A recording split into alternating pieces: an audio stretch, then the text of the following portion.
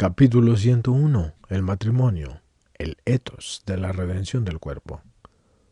Hemos analizado la carta a los Efesios y sobre todo el pasaje del capítulo 5 del 22 al 23 desde el punto de vista de la sacramentalidad del matrimonio.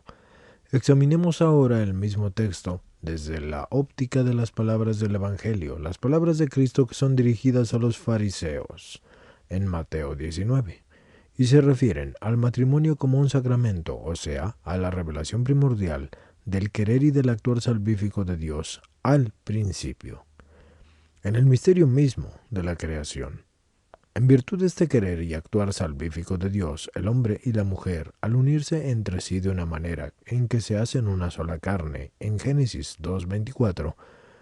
estaban destinados a la vez a estar unidos en la verdad y en la caridad como hijos de Dios, Gaudium et Spes 24.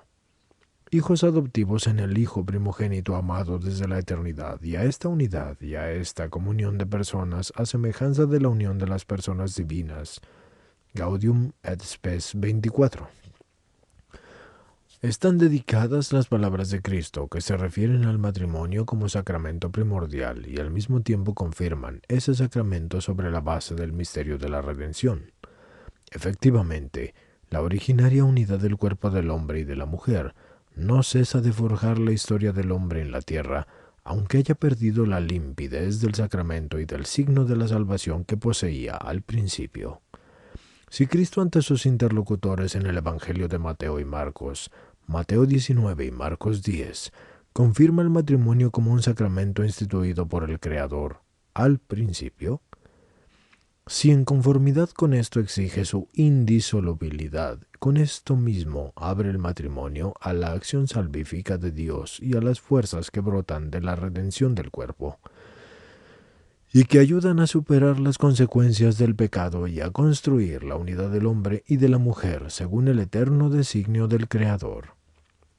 La acción salvífica que se deriva del misterio de la redención asume la originaria acción santificante de Dios en el misterio mismo de la creación. Las palabras del Evangelio de Mateo 19, 3 al 9 y de Marcos 10, del 2 al 12, tienen al mismo tiempo una elocuencia ética muy expresiva.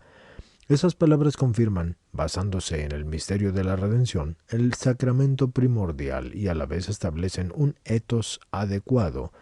al que ya en nuestras reflexiones anteriores hemos llamado el etos de la redención. El etos evangélico y cristiano, en su esencia teológica, es el etos de la redención.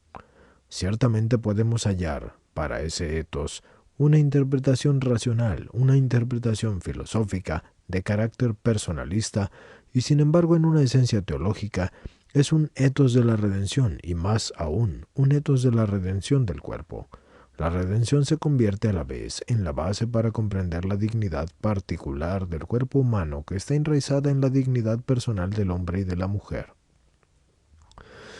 La razón de esa dignidad está precisamente en la raíz de la indisolubilidad de la alianza conyugal. Cristo hace referencia al carácter indisoluble del matrimonio como un sacramento primordial, y al confirmar ese sacramento sobre la base del misterio de la redención,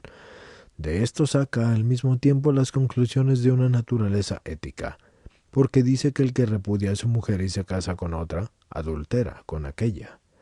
Y si la mujer repudia al marido y se casa con otro, también comete adulterio. Marcos 10:11 y Mateo 19:9. Y se puede afirmar que de este modo la redención se le da al hombre como una gracia de la nueva alianza con Dios en Cristo, y a la vez se le asigna como un etos y como una forma de la moral correspondiente a la acción de Dios en el misterio de la redención. Si el matrimonio como sacramento es un signo eficaz de la acción salvífica de Dios desde el principio,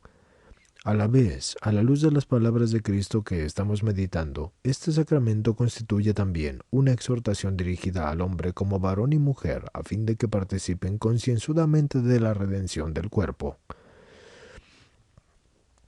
La dimensión ética de la redención del cuerpo se delinea de modo especialmente profundo cuando meditamos sobre las palabras que Cristo pronunció en el Sermón de la Montaña con relación al mandamiento que dice: «No cometerás adulterio», porque han oído que fue dicho: no cometerás adulterio, pero yo les digo que todo el que mire a una mujer deseándola ha adulterado ya con ella en su corazón. Mateo 5, 27 y 28.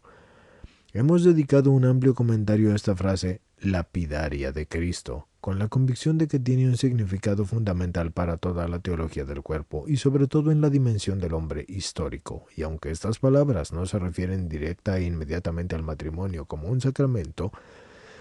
sin embargo, es imposible separarlas de todo el sustrato sacramental en que por lo que se refiere al pacto conyugal está colocada la existencia del hombre como varón y mujer, tanto en el contenido originario del misterio de su creación, como también luego en el contexto del misterio de la redención. Ese sustrato sacramental se refiere siempre a las personas concretas y penetra en lo que es el hombre y la mujer, o mejor, en quién es el hombre y quién es la mujer. En la propia dignidad heredada a pesar del pecado y asignada de nuevo continuamente como una tarea al hombre, mediante la realidad de la redención. Cristo en el Sermón de la Montaña, de la propia interpretación del mandamiento que dice no cometerás adulterio, que es una interpretación constitutiva del nuevo etos con las mismas lapidarias palabras, asigna como una tarea a cada hombre la dignidad de cada mujer y simultáneamente, aunque del texto solo se deduce esto de un modo indirecto, le asigna también a cada mujer la dignidad de cada hombre. Finalmente, asigna a cada uno, tanto al hombre como a la mujer, su propia dignidad. Y en cierto sentido, lo que es sacro, el sacrum de la persona, y esto es considerado de su feminidad y de su masculinidad en consideración de su cuerpo. Así pues, por consiguiente, no resulta difícil poner de relieve que las palabras pronunciadas por Cristo en el Sermón de la Montaña se refieren al etos. Al mismo tiempo, no resulta difícil afirmar, después de una reflexión profunda, que estas palabras brotan de la profundidad misma de la redención del cuerpo, aun cuando no se refieran directamente al matrimonio como sacramento, y no es difícil constatar que alcanzan su propio pleno significado en relación con el sacramento, tanto el primordial, que está vinculado al misterio de la creación, como el otro, en el que el hombre histórico, después del pecado, ya a causa de su estado pecaminoso hereditario, debe volver a encontrar la dignidad y la santidad de la unión conyugal en el cuerpo, basándose en el misterio de la redención. En el Sermón de la Montaña, como también en la conversación con los fariseos acerca de la indisolubilidad del matrimonio, Cristo habla desde lo profundo de ese misterio divino y a la vez se adentra en la profundidad misma del misterio humano y por esto apela al corazón, a ese lugar íntimo donde combaten el hombre, el bien, el mal y el pecado, y la justicia, la concupiscencia y la santidad. Hablando de la concupiscencia, es decir, la mirada concupiscente, en Mateo 5:28, Cristo hace conscientes a sus oyentes de que cada uno lleva en sí mismo, juntamente con el misterio del pecado, la dimensión interior del hombre de la concupiscencia que es triple, porque es concupiscencia de la carne, concupiscencia de los ojos y orgullo de la vida. Primera de Juan 2 al 16. Precisamente a este hombre de la concupiscencia se le da en el matrimonio el sacramento de la redención como gracia y signo de alianza, como un matrimonio en sacramento. Así con Dios, y así se le asigna esto como un etos. Así pues, le es asignado esto como etos a cada hombre como varón y mujer, y se le asigna a su corazón, y a su conciencia, y a su mirada, y a su comportamiento. El matrimonio, según las palabras de Cristo en Mateo 19:4, es un sacramento desde el principio mismo.